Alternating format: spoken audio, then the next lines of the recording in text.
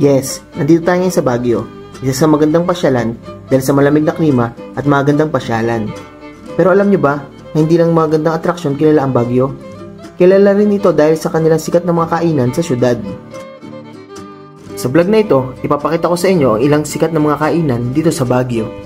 Ang kinagandaan dito sa kanilang noodles is freshly made. Not typical Pinoy pizza na matamis. Itong lasa ng chocolate de Batterol is hindi siya sobrang tamis. Tama lang yung ninamnam niya. All goods, masarap.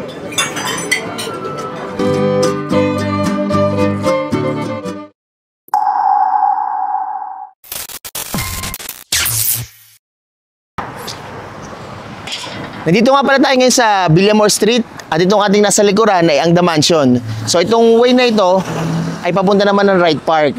So 400 meters away ay mararating na natin ang ating unang food spot, ang Amare La Cocina.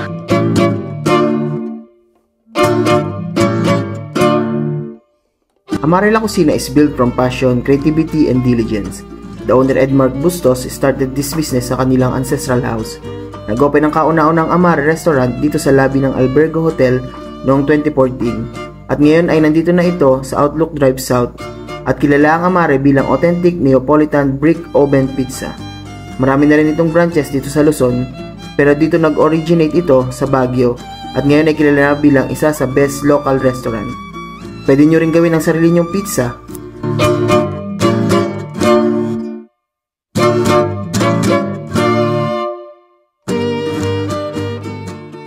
Ayan, so we ordered Pinoy Boy Pizza. So this is a grande, yung malaki, and meron nga pala silang free pizza making. So tayo ang gumawa nitong pizza na to. Tapos meron siya ditong garlic, mushroom, pepperoni, cheddar cheese, mozzarella cheese, tsaka herb. Meron din siya.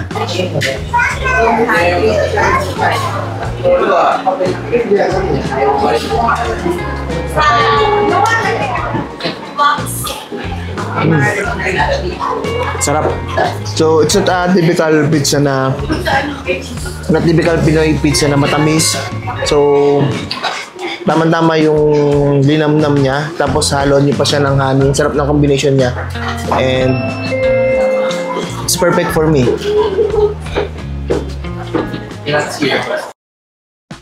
At ang ating susunod na food spot ay located dito sa Camp John Hay.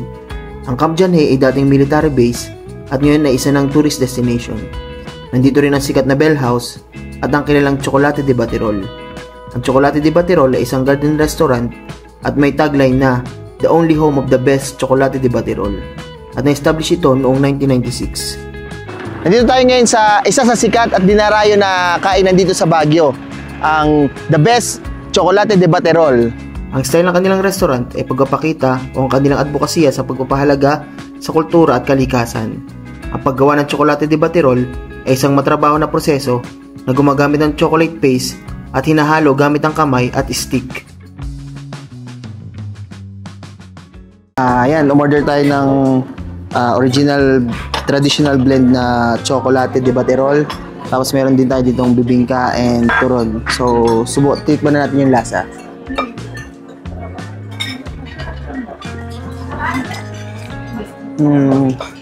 Itong lasa ng Chocolate de Batterol is hindi siya sobrang tamis. Tama lang yung linamnam niya. Lasang-lasa mo yung tsokolate. And then itong bibingka naman ang subukan natin.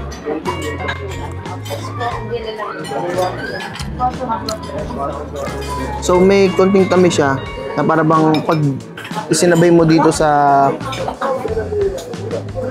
Chocolate de Batterol is nagbe-blend tama-tama yung lasa niya. Hindi naman siya sobrang tamis pero masarap. Masarap siya. Lasa mo din yung cheese. And then bukan naman natin itong turon nila.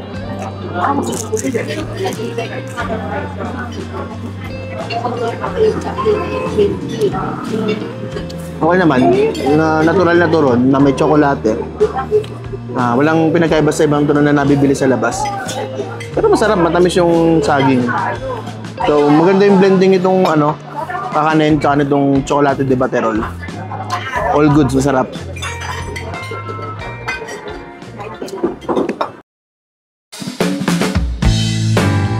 Ang susunod naman nating food spot ay ang Pine Country Steak and Waffle. Located ito sa Leonardo Wood Road, walking distance lang sa Botanical Garden. They serve steaks and waffle and some Filipino dishes. Dito nga pala tayo ngayon sa ating next food spot. Bali dito na rin tayo magdi-dinner at ilang minutong lakad lang ay mararating natin itong Botanical Garden. Nandito tayo ngayon sa Pine Country Steaks and Waffle.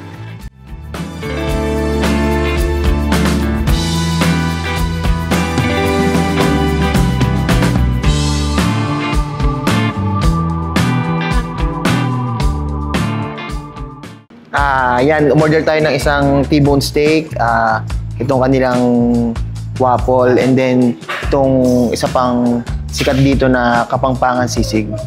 Una natin tikman itong kanilang steak.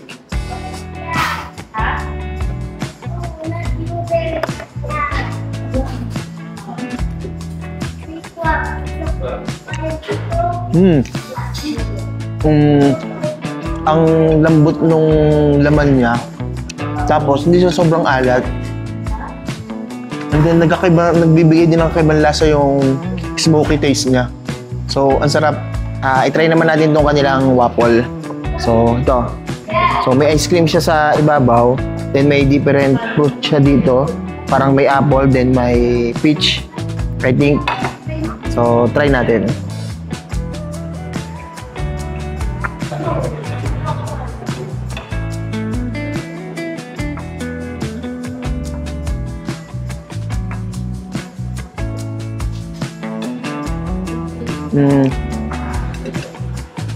Hindi siya matamis.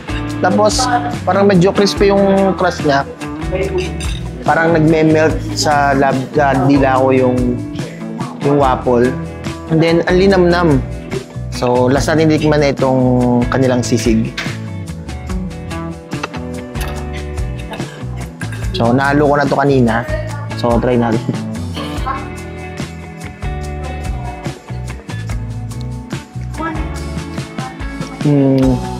Hindi pa ako nakakatigim ng authentic talaga na sisig from Pampanga. Pero itong sisig nila, hindi rin siya maalat, and then hindi over yung kanilang mga condiments na nilagay.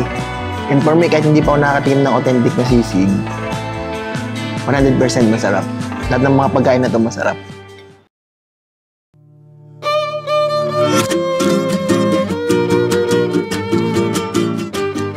We really love the cold weather of Baguio, kaya itong susunod nating food spot ay perfect sa malamig na panahon ng Baguio.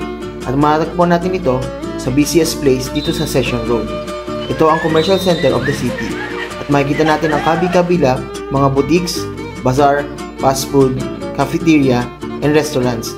Kaya naman, libo-libo rin ang mga taong nagdadaan dito. Dito tayo ngayon sa Session Road at ang susunod nating food spot ay itong isa sa mga OG dito sa Baguio, ang Luisa's Cafe. Ang Luisa's Cafe ay isang Chinese-Filipino restaurant na nagsimula ng early 60s hanggang ngayon. Hindi pala available yung kanilang special mami tsaka yung kanilang siopaw, so umorder na lang ako ng iba. So tikman natin itong kanilang asado mami. Unahin muna natin itong noodles.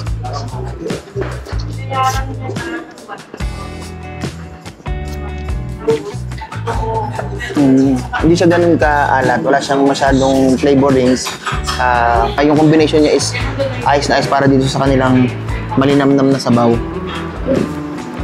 Ang kinagandaan dito sa kanilang noodles is freshly made. So ginagawa nila ito dito sa kanilang restaurant.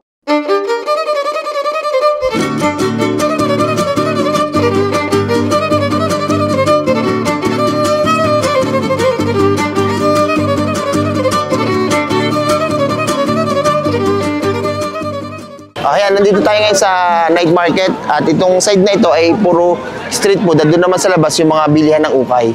So ngayon ay susubukan natin tikman ng mga iba't ibang pagkain dito sa night market.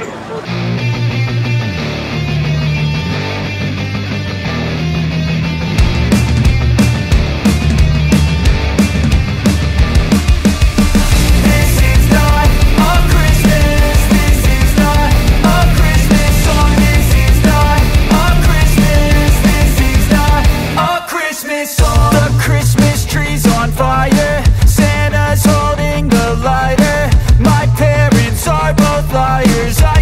gifts, but 1 subscribers. Thanks for the candy basket. Oh God, another jacket. My stocking's filled with acid. Am I dreaming? What just happened? Yan, tapos na natin tikman ng ilang street foods dito sa night market. Amoy pa lang, talagang mag-crave ka na. At yung pinaka nagustuhan ko dito ay yung tanghulo. O paano, hanggang dito na lang. Sana nag-benefit ka sa video ito. This is King Barry Travel Stories. See you sa next vlog. Thank you!